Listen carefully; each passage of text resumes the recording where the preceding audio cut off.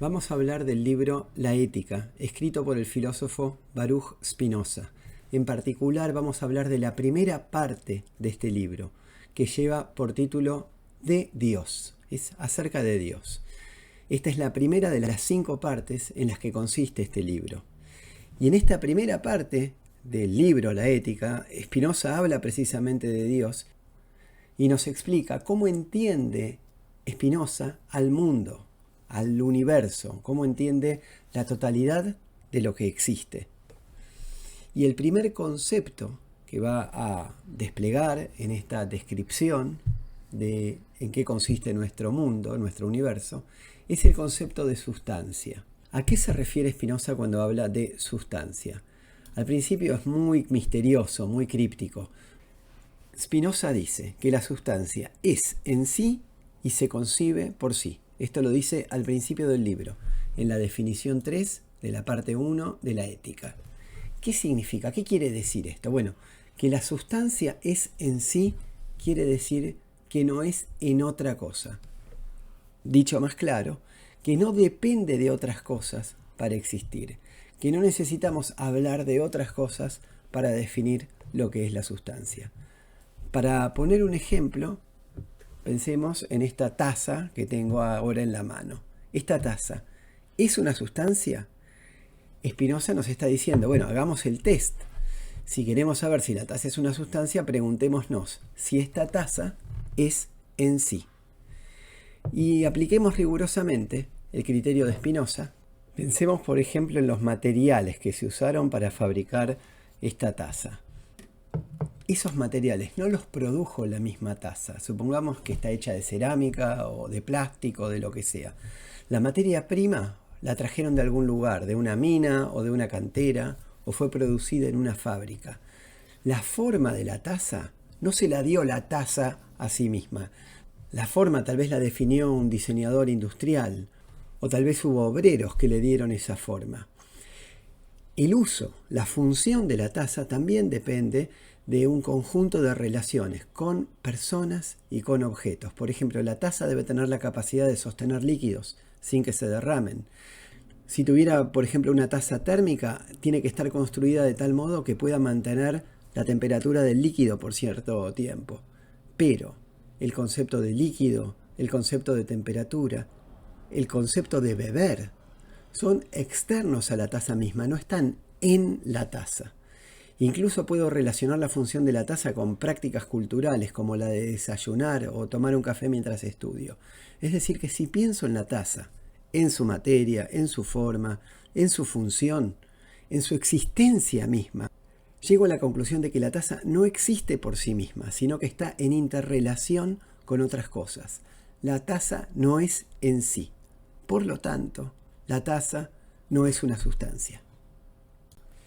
De modo similar, esta definición 3 de la parte 1 de la ética dice que una sustancia no solo es en sí, sino que se concibe por sí. ¿Qué significa esto?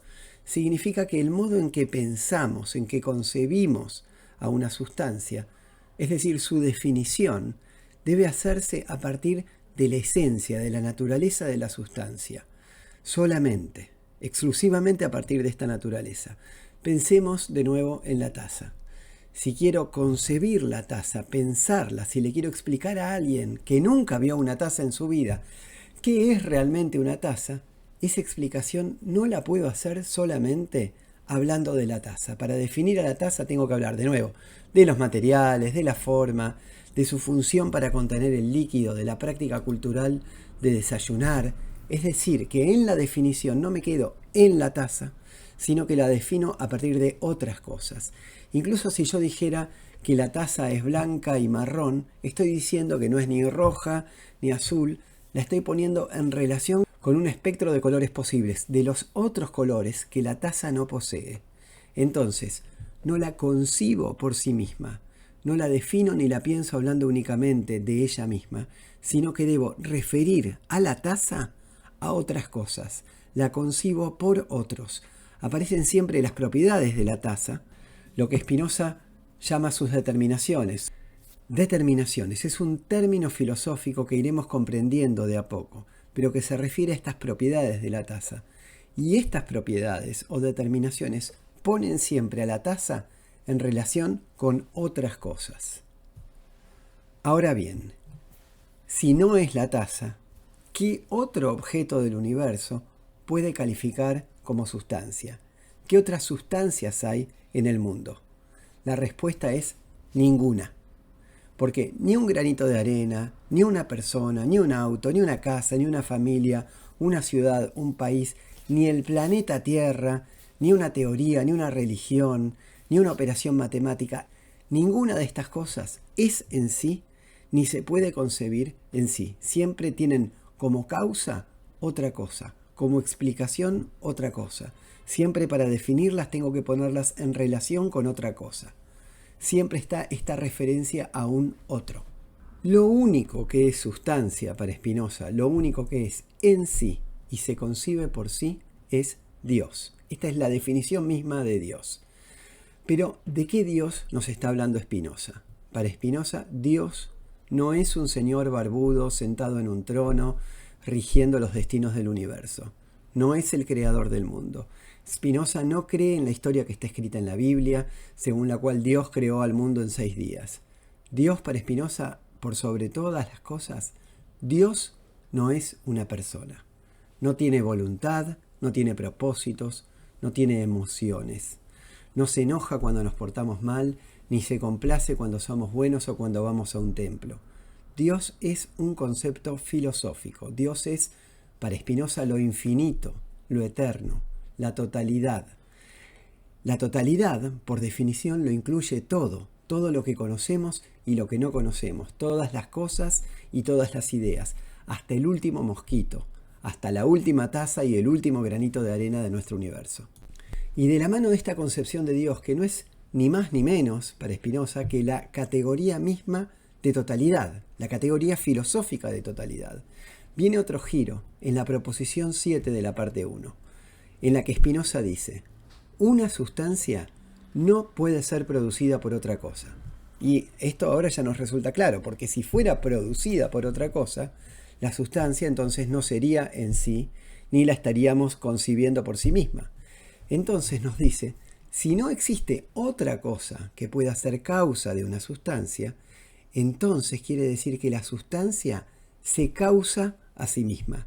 Ella es causa de sí misma, se crea a sí misma. Pero entonces da un paso más, muy polémico, y dice, atente a esto, la esencia de la sustancia implica necesariamente su existencia. A ver, ¿qué está diciendo? La esencia implica su existencia.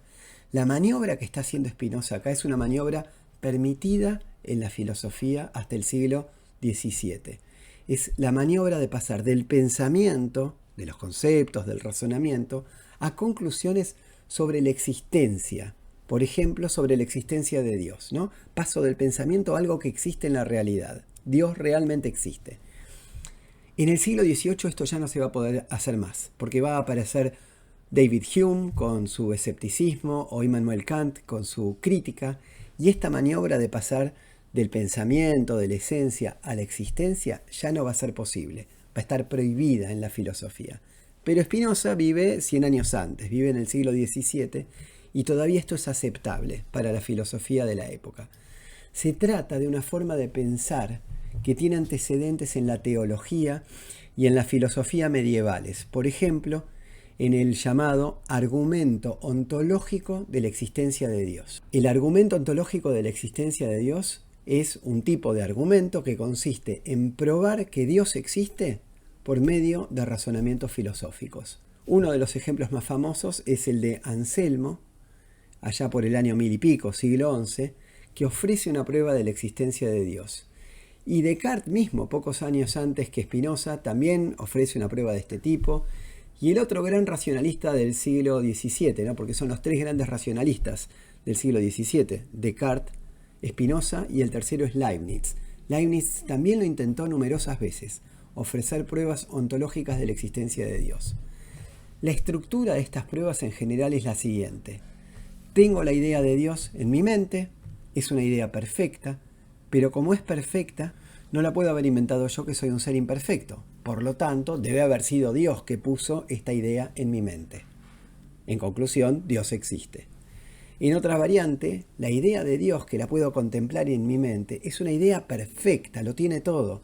Pero si es tan perfecta y tan superior a todas las otras ideas, entonces no le puede faltar la existencia, ¿no? Si hasta la idea de ese mosquito implica que ese mosquito existe, ¿cómo la idea de Dios no va a implicar que Dios existe? Al concebir a Dios como un ser infinito, eterno, como una sustancia, causa de sí mismo que se manifiesta de infinitas maneras, no puede pensarse que no exista. Por lo tanto, Spinoza nos dice en esta proposición 7 de la parte 1, a la naturaleza de la sustancia le pertenece el existir. Dios existe. Esta maniobra, este pasaje del pensamiento a la existencia es la marca de la metafísica hasta el siglo XVII. Pero hoy en día ya no nos convencen estas pruebas. No creemos que porque nos imaginemos a un Dios perfecto, eso significa que Dios existe. Si nos queremos amigar un poquito con el modo de pensar de Spinoza, podemos recordar que cuando él piensa en Dios, está pensando en la categoría filosófica de totalidad, en el universo, en el conjunto de todo lo que existe. Entonces, lo único que está diciendo es, está en la naturaleza del universo, tal como lo pensamos, el existir. Hay otros autores que hablaron de sustancia antes de Spinoza. Obviamente el más famoso es Aristóteles, ¿sí? Como 2000 años antes que Spinoza. Para Aristóteles las sustancias son las cosas que realmente son, que realmente existen. Los seres, las entidades. Esas cosas, gracias a que existen, pueden ser el soporte de propiedades. Un ser humano, una taza, podrían ser sustancias en la perspectiva aristotélica. La sustancia aristotélica tiene esta característica de que mantiene su identidad a lo largo de los cambios. Por ejemplo, una persona puede envejecer, cambia el color de pelo, puede estar encorvada, arrugada, puede cambiar hasta su carácter, su personalidad, pero sigue siendo la misma persona, el mismo individuo. Un pedacito de cera, un pedacito de vela, puede cambiar su forma cuando la calentamos, pero sigue siendo la misma cera. Simplemente van a cambiar algunas de sus propiedades o de sus atributos, el color, la temperatura, la forma, pero sigue siendo la misma. Y en este sentido, la persona, la taza, el pedacito de cera, son sustancias individuales en la perspectiva aristotélica. Pero el autor con el que está polemizando Spinoza cuando habla de sustancias, sobre todo, es Descartes. Descartes también habla de sustancia, y la verdad es que fue Descartes el que primero dijo que la sustancia solo requiere de sí misma para existir. Y Descartes ya dice que en sentido pleno solamente Dios es una sustancia y nadie más. Pero, a pesar de que dice esto, en su obra Descartes no es consecuente con esta postura y admite que hablemos de sustancias en sentido secundario, en un sentido más amplio. Por ejemplo, la sustancia del pedacito de cera o la sustancia de un cuerpo humano. Y Spinoza lo va a criticar por esto. Spinoza quiere que seamos coherentes y mantengamos hasta el final que no hay otra sustancia más que Dios.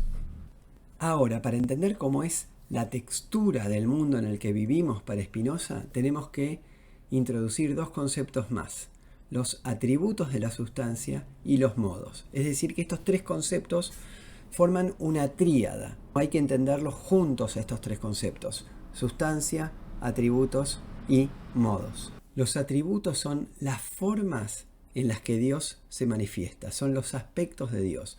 Uno lo podría pensar como los distintos canales por los cuales Dios transmite su programación. Hay infinitos atributos de Dios. Dios se manifiesta de estas infinitas maneras, transmite en infinidad de canales. Sin embargo, de la grilla completa, de la programación completa, a los humanos nos llegan solamente dos canales, dos aspectos de Dios, dos maneras en que Dios se nos revela. Estos dos aspectos, estos dos atributos de Dios son la extensión y el pensamiento. La extensión es este mundo 3D en el que vivimos. El mundo euclidiano, ¿no? En el que hay hacia adelante, hacia el costado y hacia arriba. Este mundo tridimensional en el que nos movemos, que es un mundo material, es un mundo poblado de cuerpos. Y estos cuerpos están o bien en movimiento o bien en reposo. Y se conectan entre sí a través de causas y efectos. Por ejemplo, una bola de billar o de pool, según prefieran, puede golpear a una segunda bola que va a salir despedida con cierta dirección y en cierta velocidad conforme a la fuerza del golpe que impactó sobre ella. Es decir, que en este mundo físico hay causas y hay efectos. Esto es lo que Descartes llamaba la res extensa. Este es el primer atributo de Dios, la extensión. Y el segundo atributo de Dios es el pensamiento. Aquí ya no nos movemos más en el espacio tridimensional, sino que cuando estamos en el atributo del pensamiento, nos movemos en el campo de las ideas, que no ocupan lugar. Se trata entonces de un atributo inmaterial, que involucra no solamente las ideas, sino también las almas o las mentes de las personas. Los pensamientos, los razonamientos, los afectos, las voliciones, es la famosa res pensante de la que nos habla Descartes, solamente que Spinoza va a pensar que también en este atributo del pensamiento hay causas y hay efectos. O sea que una emoción, por ejemplo, un enojo, puede generar una volición, es decir, las ganas de pegarle o de golpear a otra persona, que a su vez puede llevar a ciertos razonamientos. Es decir, que también hay una cadena causal donde un evento A provoca a un evento B, que a su vez provoca a un evento C, y así. Las cadenas de causas y efectos se dan tanto en el plano del pensamiento como en el plano de la extensión.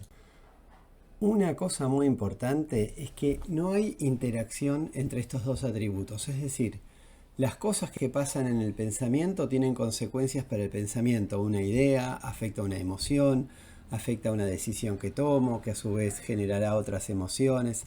Es decir, hay una cadena causal en el atributo pensamiento. Y hay otra cadena causal en el atributo de la extensión. Por ejemplo, fui con un martillo, golpeé la taza, la rompí en 1000 pedacitos, un pedacito cayó sobre mi rodilla, me lastimó. Es otra cadena causal, pero no se cruzan entre sí, no interactúan, son como dos ríos que van en paralelo. Es decir, que nada que ocurra en el mundo extenso va a tener ningún efecto en el pensamiento. No puede ser causa de algo que ocurre en el pensamiento, ni viceversa. Comparemos esta perspectiva con la de Descartes. Descartes es un dualista interaccionista. Es decir, Descartes ubica, por un lado, la extensión, lo cual incluye los cuerpos, como el cuerpo humano, y por el otro lado, el pensamiento. Ahora bien, yo puedo tomar en mi alma una decisión, decido que voy a levantar el brazo, esa decisión de mi alma para Descartes va a afectar a una parte de mi cerebro, que es la glándula pineal, que funciona como interfaz, como conector para Descartes entre el alma y el cuerpo. Le va a dar una cierta forma a la glándula pineal, que según Descartes esto genera como unos movimientos en nuestro sistema nervioso a través de unas partículas que él llama espíritus animales, que finalmente van a llegar hasta el brazo y van a desencadenar el movimiento de mi brazo, ¿no? El movimiento de los músculos que levanta el brazo. Y a su vez, si alguien me pincha en la mano, esto va a agitar a los espíritus animales que van a subir por los nervios hasta llegar al cerebro y finalmente van a impactar en la glándula pineal y van a hacer que yo sienta el dolor de ese pinchazo. Es decir, que para Descartes hay una interacción entre el alma y el cuerpo. Si bien es una posición dualista, son radicalmente distintos el alma y el cuerpo, sin embargo, interactúan entre sí. El alma puede ser causa de un efecto que se produce en el cuerpo y viceversa. A Spinoza todo esto le parece una estupidez. Es decir, si son tan heterogéneos, no se explica para Spinoza como algo que es del plano del pensamiento podría tener alguna consecuencia en el plano de la extensión ni viceversa. Es decir que en Spinoza estos dos ríos van por separado, no interactúan entre sí, van en paralelo. Si Descartes es un dualista interaccionista, Spinoza es un monista de la sustancia, es decir, piensa que hay una sola realidad, una sola sustancia, pero sin embargo es monista de la sustancia, pero dualista de los atributos, en este sentido de que los atributos, pensamiento y extensión, constituyen manifestaciones totalmente distintas de la sustancia que no tienen interacción entre ellas. Y finalmente nos falta el tercer elemento de la tríada. Hablamos de sustancia, hablamos de atributo y el tercer elemento son los modos, también llamados modificaciones o afecciones de la sustancia. Entre los modos va a estar la famosa taza, va a estar mi cuerpo, va a estar una cierta emoción, por ejemplo, el hambre que sentí hoy a la mañana antes de desayunar, mis convicciones políticas, mi amor por mi mujer, mi auto, mi celular, mis calzones, son todas modificaciones de la sustancia. Es decir, los modos son todas las entidades que tienen una existencia finita. Acabo de dar esta definición, decir que los modos son entidades que tienen una existencia finita, y les tengo que decir que no es del todo correcta. Es una definición provisoria que les doy. Y después Spinoza la va a complicar o la va a refinar un poco, porque existen modos infinitos. En un ratito los vamos a ver.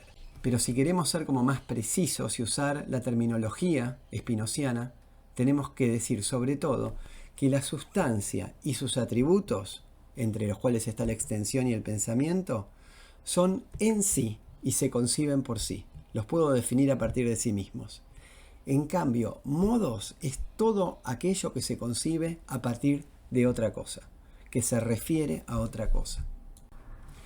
Volvamos a esta idea de que los dos atributos, extensión y pensamiento, van en paralelo. Se ha hablado mucho de este paralelismo que propone Spinoza. A cada cosa que ocurre en el campo de la extensión le va a corresponder una equivalente en el campo del pensamiento. Por ejemplo, en el campo de la extensión tengo mi cuerpo y en el campo del pensamiento tengo mi mente, que para Spinoza es la idea que tengo de mi cuerpo. En el campo de la extensión tengo, una vez más, la taza, y en el campo del pensamiento tengo la idea de la taza. Pero no solamente hay una correspondencia punto a punto entre cada cosa y la idea de esa cosa, sino que también las relaciones y las secuencias que se dan en el plano de la extensión son reflejadas o reduplicadas en ideas correspondientes en el campo del pensamiento. Por ejemplo, tengo la bola de billar A que impacta sobre la B, que a su vez impacta sobre la C. Esta cadena de eventos me la puedo representar también tal cual como una secuencia en el plano del pensamiento. Si una plantita crece por ciertos procesos físicos, químicos, biológicos, todos estos procesos que ocurren en el campo de la extensión, que son cambios, son movimientos en el campo de la extensión, pueden ser representados por una secuencia equivalente. Es decir que no solamente a cada cosa corresponde la idea de una cosa, sino que a cada orden de cosas que se da en el mundo físico, en el mundo de la extensión, corresponde un cierto orden en las ideas. Hablar de paralelismo sirve como para que empecemos a tener esta imagen de los dos ríos que van en paralelo, de la extensión y el pensamiento, pero la verdad es que es una metáfora un poco limitada y engañosa, porque esta metáfora sugeriría que hay como dos cosas independientes, que son por un lado la extensión y por otro lado el pensamiento, pero para Spinoza no son independientes, no es que van a la vez porque hay un Dios, por ejemplo, que las sincronizó para que vayan juntas, que sería una idea más afín a Leibniz, por ejemplo, esta de una sincronización inicial por parte de Dios. No, en Spinoza, en realidad, lo que ocurre es que la realidad es una sola, es una única realidad que se manifiesta de muchas maneras. Entonces, la taza es una, simplemente la taza se manifiesta como modo de la extensión en esta taza que yo puedo ver, tocar, que puede alojar líquido, y se manifiesta también como modo del pensamiento en la idea de la taza. Pero no son dos cosas separadas que se sincronizaron y que entonces andan en paralelo. Son la misma taza manifestándose en modos distintos, transmitiendo esta programación divina en distintos canales. Es interesante cómo Spinoza piensa la relación entre lo finito y lo infinito. Es un pensamiento que también va a anticipar al pensamiento de Hegel sobre el infinito. Esta tríada que trabajamos hasta ahora, sustancia, atributos, modos, la podemos pensar precisamente en su articulación con la categoría de infinito. La sustancia es lo absolutamente infinito. No hay nada que la determine, nada que la niegue, nada que la limite. Por eso la sustancia se manifiesta a través de una infinidad de atributos. Esto que, recordemos, significa que la sustancia divina se manifiesta como extensión, como pensamiento y a través de otra infinidad de atributos que no podemos ni imaginar, ni sabemos qué son. En cambio, la extensión, que también es infinita, la extensión en el espacio, lo que decíamos, este espacio euclidiano 3D, el mundo de la materia, también es infinito, pero en un sentido mucho más limitado, paradójicamente. Es un grado menos de infinito. Spinoza lo dice así: la extensión es infinita en su género. Es infinita en el sentido de que es infinitamente extensa, que la extensión nunca termina, que habrá un objeto y luego puede haber otro objeto. Y los distintos objetos están limitados entre sí en el espacio, por eso son finitos, mientras que el atributo extensión siempre continúa. Pero podemos decir que lo que es extensión no es otros atributos. Entonces ahí ya hay una negación, hay una determinación.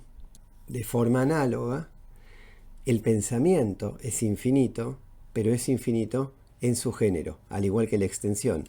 Habrá infinitas mentes, infinitas ideas. Una idea está limitada por otra idea, pero el pensamiento no es lo absolutamente infinito, ya que es solo un atributo de la sustancia y se diferencia de otros atributos. Entonces admite ese grado de negación. Por eso también está al nivel de la extensión en esta jerarquía, pero está un escalón más abajo que el infinito absoluto representado por la sustancia. Entonces, yendo al revés, yendo de abajo para arriba, la tríada nos quedaría así: los modos son finitos, los atributos son infinitos en su género y la sustancia es absolutamente infinita. Pero tal como les decía, cada vez que estuvimos diciendo que los modos corresponden con lo finito, en realidad estamos sobresimplificando, porque va a haber también una tría de modos, es decir, los modos, que son las afecciones de los atributos de la sustancia, los podemos ordenar también en una tríada, en una jerarquía. En primer lugar, puedo describir las afecciones de los atributos de la sustancia, por ejemplo en el caso de la extensión, hablando de las leyes del mundo extenso, de las leyes de la física. Hoy en día, por ejemplo, bueno, esto es posterior, por supuesto, a Spinoza, pero hoy en día podríamos pensar en las leyes de Newton, de Einstein, las leyes de la física cuántica. Bueno, todas estas leyes establecidas con generalidad, con pretensión de ser universales para la física, son un modo infinito. Son un modo en que la sustancia se manifiesta, pero se manifiesta a través de leyes. En este sentido estamos hablando del atributo de la extensión, pero de una perspectiva infinita, la del orden, la de las leyes que lo estructuran. Para Spinoza, esto eran sobre todo las leyes que rigen el movimiento de los cuerpos, el reposo y el movimiento. Y a esto lo denomina el modo infinito inmediato.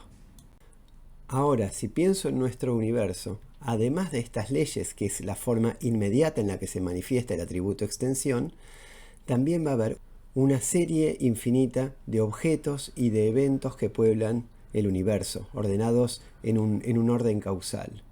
Esto sería otra manifestación del modo de la extensión, en el sentido de esta cantidad no enorme, sino infinita de objetos y de entidades que pueblan la completa faz de la Tierra, dice Spinoza, y a esto lo denomina el modo finito mediato. Y en tercer lugar llegamos finalmente a los modos finitos. Por ejemplo, mi cuerpo, la taza, mi gato, el auto, el celular, son modos finitos de la extensión. Entonces, perdónenme si el video se puso un poco técnico ahora. Si esto no les queda del todo claro, no es un elemento esencial de la metafísica, pero es una pieza relevante. Lo importante es aquí que vean cómo se articulan estas dos tríadas, ¿no? En relación a la infinitud. Por un lado, sustancia, atributos, modos, y por otro lado, dentro de los modos infinitos inmediatos, los modos infinitos mediados y los modos finitos. Por supuesto, como siempre, es todo en paralelo. Entre la extensión y el pensamiento, la misma tríada se va a manifestar en el plano del pensamiento. Voy a tener un modo infinito inmediato, que son las leyes de la lógica, las leyes que rigen el pensamiento. Un modo infinito mediado, que es la serie total de todos los pensamientos posibles en el intelecto divino. Y finalmente voy a tener los modos finitos, que son las mentes concretas, las almas, ¿sí?, que pueblan nuestro mundo, y las ideas que tienen esas almas. La misma estructura de 3. Esta clasificación de los modos no queda tan clara en la ética, y generalmente los intérpretes se basan también en las cartas de Spinoza para poder articular esta diferencia entre los modos infinitos inmediatos, los modos infinitos mediatos y los modos finitos. Pensemos ahora en un modo finito, por ejemplo en un árbol. Prediquemos algo acerca del árbol. Por ejemplo decimos, el árbol es verde. Lo que dice Spinoza es que afirmar que es verde ya es negarlo. Asignarle esa propiedad es delimitarlo, determinarlo. Si es verde, entonces no es azul, ni blanco, ni rojo. Toda determinación es una negación. En latín, Spinoza dice, omni determinatio negatio est. Este principio de la negatividad, ¿no?, que determinar algo positivamente al mismo tiempo es negarlo, es un principio que va a ser muy importante, no solo en la filosofía de Spinoza, sino que Hegel lo va a tomar. Hegel admira a Spinoza por esta concepción de la negatividad y en su dialéctica lleva este modo de pensar al extremo. Como ya dijimos, si determinar algo es negarlo, entonces, si Dios, que es la única sustancia, Dios que es el conjunto de la naturaleza, si Dios es infinito, eso quiere decir que no admite ninguna negación, no tiene ninguna determinación, no está delimitado por nada, no excluye nada. Por eso, en la proposición 15 de la parte 1 de la Ética, Spinoza declara que Dios incluye todo. Lo dice así: todo cuanto es en Dios, y sin Dios nada puede ser ni concebirse. Voy a ejemplificar este punto plagiando un poco a Stephen West, que es una persona que tiene un podcast de filosofía que es muy bueno, que se llama Philosophize This. Y Stephen West dice que es muy común que los pensadores de todo tipo, durante todos los periodos de tiempo, cuando hablan de Dios, en lo que coinciden es que Dios es un ser infinito. Pero si Dios es verdaderamente un ser infinito, nada puede estar fuera de Dios. Entonces Stephen West nos cuenta que él tiene un perro, un bulldog inglés que se llama Charlie, que es adorable, pero que ronca todo el tiempo, babea por todas partes y huele horrible. Y entonces hay que preguntarse, ¿Charlie es una parte de Dios? ¿Charlie es un aspecto de Dios? ¿O Charlie está fuera de Dios? Bueno, decíamos, si Dios es infinito, no puede no incluir a Charlie. Si uno afirma que Charlie existe, pero que Charlie no es Dios, entonces significa que hay algo fuera de Dios. Por lo tanto, Dios es limitado y no es infinito. Y al revés, si decimos que todo es en Dios, que todo ocurre dentro de Dios, entonces los ladridos de Charlie también son una manifestación de Dios. Si Dios es infinito, entonces Charlie es parte de él. Cada uno de nosotros, incluso nuestros pequeños actos intrascendentes, como ponerle azúcar al café, o estornudar, o matar una hormiga, todo es un aspecto de Dios. Incluso nuestros actos realmente viles, envidiosos, malvados. Spinoza dice que Dios abarca la totalidad de la existencia. Pero recordemos que no estamos hablando del señor barbudo sentado en su trono, sino que a esta totalidad que es Dios también la podemos llamar simplemente naturaleza. En latín, Spinoza dice Deus sive natura, es decir, Dios o, lo que es lo mismo, la naturaleza. Todos ustedes son una parte muy pequeña de esa totalidad gigantesca de la existencia.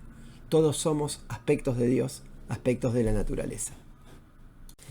Además, las cosas están en Dios, Pero no están en Dios de un modo estático, sino que Dios es energía, Dios es la potencia que cría las cosas y las hace existir en cada momento. Por ejemplo, en el corolario a la proposición 16, Spinoza dice: Dios es causa eficiente de todas las cosas que pueden caer bajo un entendimiento infinito, el entendimiento divino, ¿no? Y en la proposición 26 dice: una cosa que ha sido determinada a obrar algo, lo ha sido necesariamente por Dios, y la que no lo ha sido por Dios no puede determinarse a sí misma a obrar. Es decir, está hablando de la causa eficiente, no en términos de las 4 causas aristotélicas, la causa que pone al mundo en movimiento, hace que cada una de las partes de ese mundo opere, actúe. Bueno, nada ocurre en el vacío, todo ocurre en este tejido total de la naturaleza en su totalidad, que él llama Dios. La explicación de por qué la taza existe en este momento, de por qué en este momento estoy contento o estoy enojado, de por qué en este momento el sol está brillando en la ventana. En cada una de estas cosas está Dios operando, pero una vez más, no Dios como una persona que tiene ganas de hacer que el sol brille o que esté nublado y que da la orden. No, Dios como la totalidad del universo, como la naturaleza, con sus redes causales, con sus leyes, con sus causas y efectos ordenados en una secuencia, la totalidad de lo que existe. Nada existe aisladamente, todo existe en el contexto de este sistema global y total. Con lo cual esto habilita una discusión con la teología y con la visión más corriente de que la voluntad de Dios es suprema y es ilimitada y Dios puede hacer lo que quiera. Es decir, que Dios no tiene limitaciones en su voluntad. Ahora bien, Spinoza se pregunta, ¿es así esto? ¿Dios puede hacer lo que quiera? Por ejemplo, ¿puede romper las leyes de la naturaleza? No sé, hoy diríamos la ley de la gravedad, o convertir a un palo en una serpiente como Moisés, o convertir al agua en vino, o hacer que Jesús camine sobre las aguas. ¿Puede obrar milagros a voluntad Dios? Spinoza dice que estos planteos están equivocados desde la base. Como decimos en Argentina, si pensamos en estos términos, estamos meando fuera del tarro. A ver, veamos por qué. Voy a la proposición 17 de la primera parte. Ahí dice: Dios obra en virtud de las solas leyes de su naturaleza, y no forzado por nadie. Es decir, Dios no legisla la naturaleza desde afuera. No es que un día Dios se levanta y dice: voy a inventar la ley de la gravedad, o voy a inventar las leyes del movimiento y de la inercia. Más bien, Dios es la naturaleza con toda su estructura, con todas sus leyes. Y como Dios es perfecto, sus leyes son perfectas, al universo no le falta nada, y no hace falta rectificarlo por medio de milagros, ni hacer excepciones a las leyes de la naturaleza, que serían como la naturaleza contradiciéndose a sí misma. Dios contradiciéndose a sí mismo. No tiene sentido pensar en milagros o pensar en cosas que se le van ocurriendo a Dios para hacer. Ahora voy a generar tal excepción a las leyes de la naturaleza.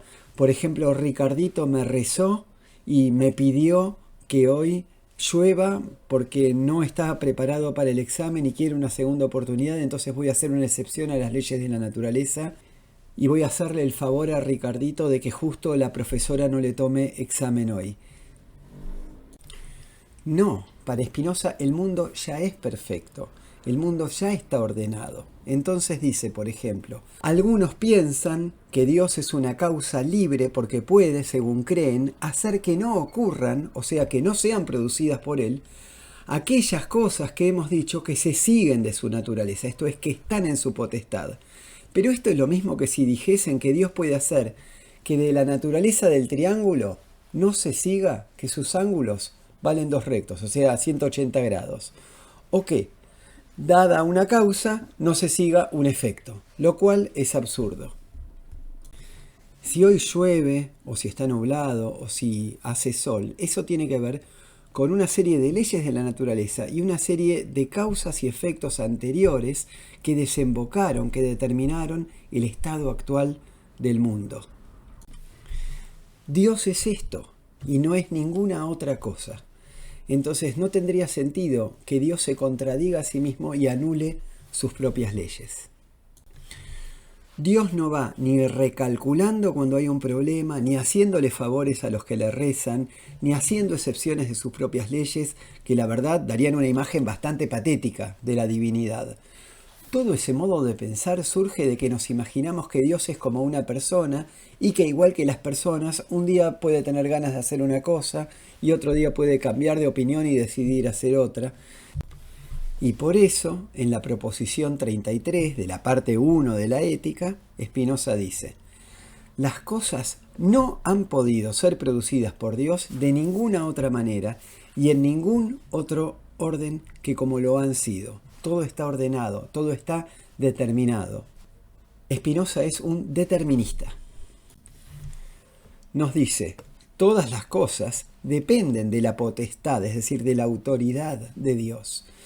De modo que para que las cosas pudiesen ser de otra manera, la voluntad de Dios debería ser también de otra manera. Ahora bien, la voluntad de Dios no puede ser de otra manera porque Dios es perfecto. Así que las cosas tampoco pueden ser de otra manera. Bancátela, las cosas son así como son. Si Dios es naturaleza, entonces por definición Dios no puede ser algo sobrenatural. Dios no obra milagros. Tampoco tiene sentido decir que Dios actúa, por ejemplo, apuntando hacia el bien, ¿no? Con la mira puesta en el bien, intentando realizar un bien. Porque pensar eso es pensar que Dios tiene como una meta externa a él. Ah, ahí está el bien, voy a llegar hacia el bien. Esto sería como que hay un bien independiente de él, que no depende de él y a lo cual Dios se somete, a lo cual tiende como un fin determinado. Pero esto, una vez más, significaría que Dios es un ser limitado, imperfecto. Voy a profundizar un poquito en el detalle de cómo está todo determinado en el universo, en la naturaleza. Lo más fácil para mí sería saltear esta parte, pero de nuevo, mi compromiso es no esquivar estos detalles acerca de la metafísica de Spinoza. Ustedes van a encontrar muchos otros videos en YouTube que les hablan de la vida de Spinoza o del espíritu de la filosofía de Spinoza desde un punto de vista más general. Pero a lo que yo siempre apuesto con todos los filósofos que trabajamos en este canal es en el detalle del argumento. Y para entender el detalle de esta visión determinista de la naturaleza que tiene Spinoza, tenemos que hacer una relación entre algo que yo llamaría la causalidad vista de modo vertical y la causalidad horizontal. No son términos de Spinoza. Estos términos los utiliza Steven Nadler, un gran académico que ha estudiado la obra de Spinoza, para caracterizar precisamente su visión determinista del mundo. La causalidad vertical la encontramos, por ejemplo, en la proposición 25 de la primera parte, cuando dice: las cosas particulares, los entes finitos, mi taza, mi cuerpo, el auto, la ventana, son afecciones de los atributos de Dios, o sea, modos por los cuales los atributos de Dios se expresan de cierta y determinada manera. Cuando yo veo a Dios en la taza, lo que estoy pensando es: está la sustancia que lo abarca todo. Esa sustancia se expresa en ciertos atributos, por ejemplo el atributo de la extensión. Del atributo de la extensión se siguen ciertas leyes, como por ejemplo las leyes del movimiento y del reposo, que constituyen el modo infinito inmediato.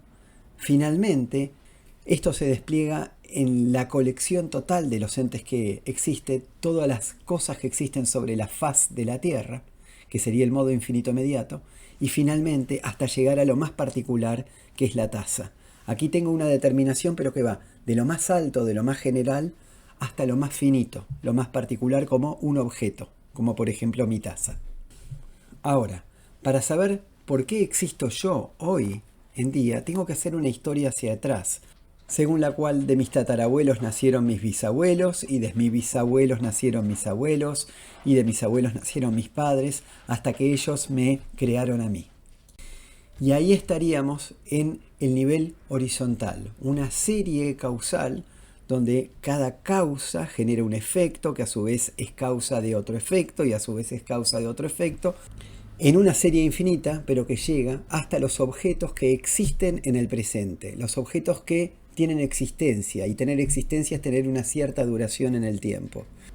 Por ejemplo, agarraron cierta cantidad de materia, la llevaron a una fábrica, le dieron cierta forma y finalmente crearon una taza que fue luego transportada a un establecimiento comercial donde yo la compré, hasta llegar en esa serie de causas y efectos de eventos dispuestos en una secuencia causal hasta el hecho de que la taza esté hoy presente aquí en mi escritorio. Entonces, para explicar qué soy, cuál es mi esencia y también por qué existo, tengo que tener en cuenta los dos órdenes causales. El vertical, que va desde la sustancia hasta los modos finitos, descendiendo, y el horizontal, que se desplaza en esta serie de causas y efectos, hasta poder explicar que hoy aquí en este escritorio haya una persona, que soy yo, y también haya una taza. Un ejemplo de esta causalidad horizontal lo tenemos en la proposición 28, en la cual dice: las cosas singulares, las cosas finitas, la taza, mi cuerpo, que tienen una existencia determinada, son determinadas a existir y a obrar por otra causa, que también es finita y tiene una existencia determinada. Por ejemplo, mi mamá y mi papá. Y a su vez, dicha causa no puede tampoco existir ni ser determinada a obrar si no es determinada a existir y a obrar por otra que también es finita y tiene una existencia determinada. Y así hasta el infinito.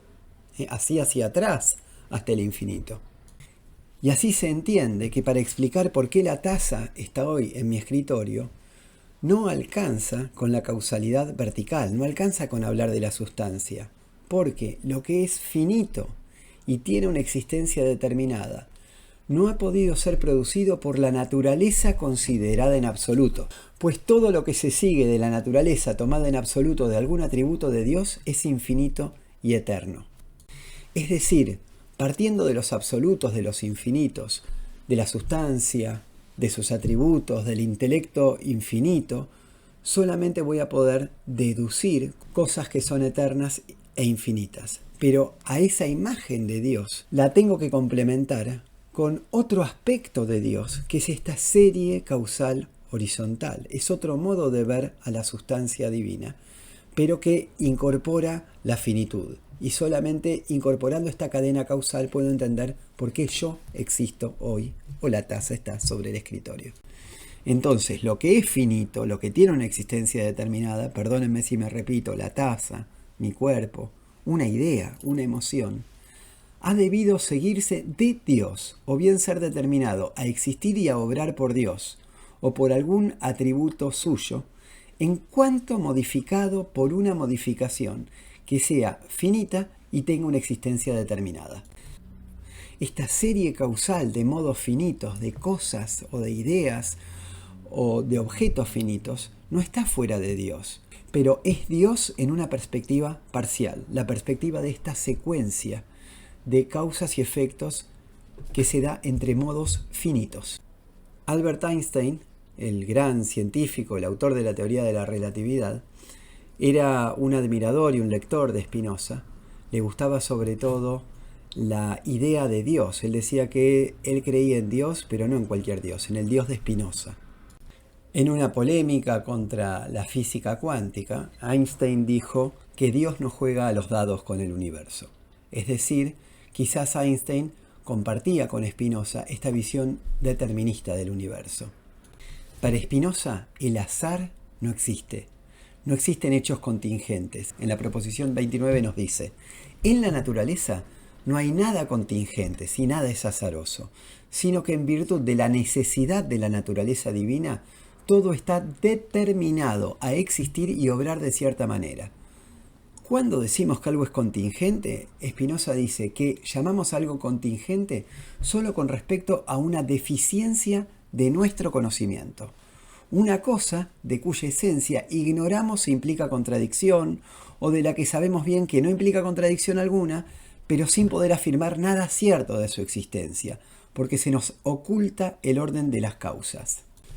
Es decir, uno mira el pronóstico del tiempo y dice 40% de probabilidades de lluvia, y entonces piensa, esto es contingente, podría llover o podría no llover. Pero si uno pudiera conocer todas las condiciones meteorológicas al detalle, cada átomo de la atmósfera terrestre, y saber exactamente las leyes de causalidad, cómo interactúan entre sí, podría saber con una certeza del 100% si va a llover hoy aquí en Gualeguaychú a las 4 de la tarde o no. Creemos que esto es contingente porque somos nosotros los que ignoramos la totalidad de las condiciones de la atmósfera. Somos nosotros los que no podemos hacer ese cálculo. Pero en la naturaleza no falta nada. En la naturaleza está todo determinado. La naturaleza es como una supercomputadora con sus algoritmos corriendo, y en esos algoritmos ya está escrito si hoy a las 4 de la tarde va a llover o no. Otra distinción más muy importante para la metafísica de Spinoza, y es ver a Dios desde dos puntos de vista distintos, desde dos perspectivas. Una es Dios como creador y otra es la creación. Dios, en tanto, es el mundo que ha sido creado. Al primero, a Dios como creador, lo llama natura naturans, la naturaleza naturante sería. Y a la creación la llama natura naturata, la naturaleza naturada, la naturaleza creada. Dice Spinoza que a la natura naturans, a la naturaleza naturante, la podemos entender como Dios en cuanto considerado como una causa libre. Y a la naturaleza naturada tenemos que entenderla como todo lo que se sigue de la naturaleza de Dios, es decir, todo lo creado, todo lo que se sigue de cada uno de los atributos de Dios y de los modos de los atributos de Dios, considerados como cosas que son en Dios y que sin Dios no pueden ni ser ni concebirse. Cada uno de los objetos, la taza, la ventana, el sol, mi cuerpo, y las cadenas causales, las cadenas de causas y efectos que hacen que algo exista o no exista. Toda la parte 1 de la ética que estamos viendo habla de la metafísica, de la visión que tiene Spinoza del universo. La parte 2 va a hablar del alma humana. Sin embargo, en las últimas proposiciones de la parte 1 ya empiezan a aparecer cada vez más algunos aspectos del alma humana, en particular referidos a la voluntad. ¿Por qué? Porque si todo está determinado en el universo, la libertad, por lo menos la libertad como la entendemos en el sentido de poder hacer esto o aquello, que hago al mediodía, como espagueti o como carne, voy a la escuela hoy o falto, esta capacidad de decidir, el libre albedrío, el libre arbitrio, todo eso no existe para Spinoza, simplemente no existe, es una ilusión, porque nuestra voluntad es también un modo finito, por lo tanto nuestra voluntad también está determinada, igual que la bola de billar que salió despedida en una cierta dirección cuando la golpeó la primera. En la proposición 32 lo dice así: la voluntad, está hablando de la voluntad humana, ¿no? No puede llamarse causa libre, sino solo causa necesaria, o sea, es algo creado. Es un modo finito, es natura naturata. La voluntad, como el entendimiento, es solo un cierto modo del pensar. Y así, ninguna volición, ¿no? Ninguna voluntad, puede existir ni ser determinada a obrar si no es determinada por otra causa. Y esta a su vez por otra, y así hasta el infinito. Estamos determinados por la cadena causal, por esta causalidad horizontal de la que hablé hace un ratito. Finalmente, la parte 1 tiene un apéndice en el cual Spinoza se explaya acerca de este problema de la voluntad y de la libertad, y entra en fuertes polémicas con la teología y con la religión de su época. Esto de que los seres humanos somos libres en el sentido de que tenemos una voluntad libre, dice, es un producto de la imaginación, es totalmente ilusorio. Los hombres se imaginan ser libres puesto que son conscientes de sus deseos, de sus voliciones y de su apetito. Y ni soñando piensan en las causas que les disponen a apetecer y querer, porque las ignoran. Vos pensás que decidiste faltar al trabajo hoy. ¿Por qué? Porque ignorás las causas que te determinaron a querer faltar al trabajo. Además dice que los seres humanos interpretamos al mundo en términos de causas finales. Porque así es como nos manejamos en la vida cotidiana. Falto al trabajo para descansar o falto a la escuela para evitar que me tomen el examen. Siempre tenemos un propósito en la mente. O voy a un trabajo para ganar dinero, por ejemplo. O caliento el agua para cocinar los fideos y me como los fideos para sacarme el hambre. Entonces interpretamos todo nuestro entorno en términos de estas causas finales. Y dice Spinoza que, por ejemplo, pensamos que tenemos ojos para ver, dientes para masticar, que alrededor nuestro hay hierbas y hay animales porque nos sirven para alimentarnos, que el sol está para iluminar, el mar para criar peces. Es decir, consideramos todas las cosas de la naturaleza como si fuesen medios para conseguir lo que nos es útil, una mirada teleológica, ¿no?, de la naturaleza. Y entonces, como encontramos estos medios, pero no los organizamos hacia nosotros, sino que ya estaban, tendemos a pensar que hubo alguien que organizó estos medios para que nosotros los usemos así. Alguien que nos dio dientes para masticar, ojos para ver y nos puso a los animales para que los comamos. Entonces, terminamos concluyendo en que existe Dios o que existen dioses que fueron los que hicieron las cosas para que nosotros las usemos.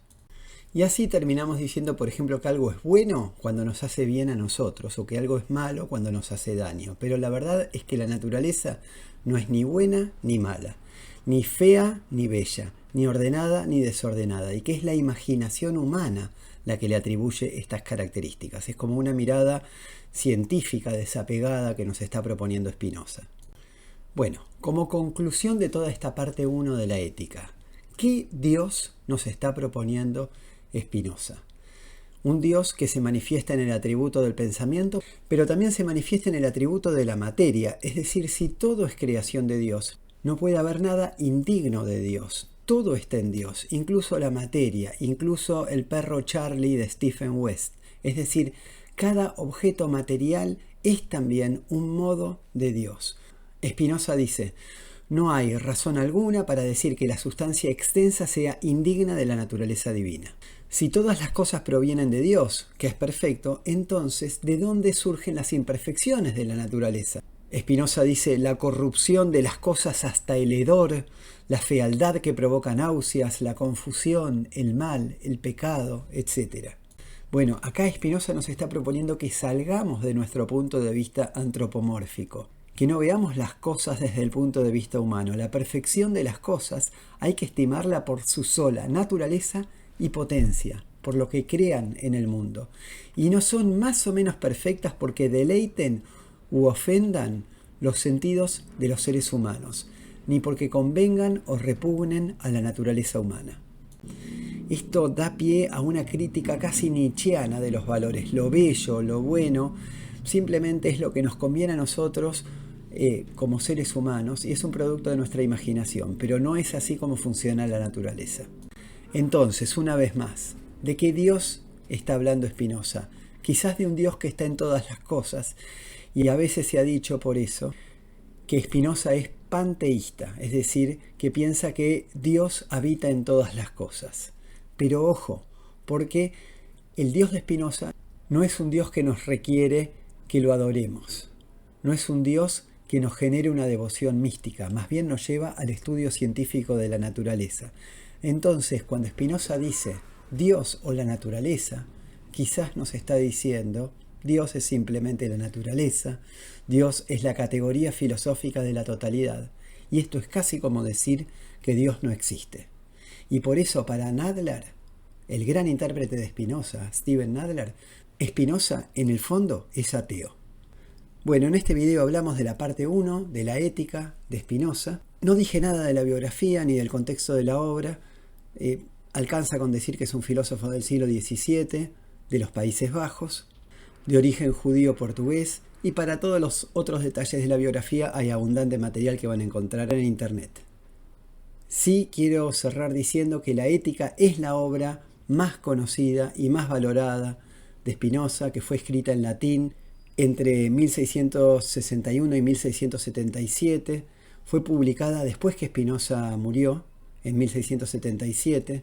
Ética demostrada según el orden geométrico, y eso tiene que ver con esta estructura euclidiana del texto, donde Spinoza escribe como si fuera un libro de geometría, un libro escrito por Euclides en el cual hay axiomas, definiciones, demostraciones, proposiciones, corolarios, etc. La seguiremos en otro video hablando del libro 2, que es acerca de la mente humana.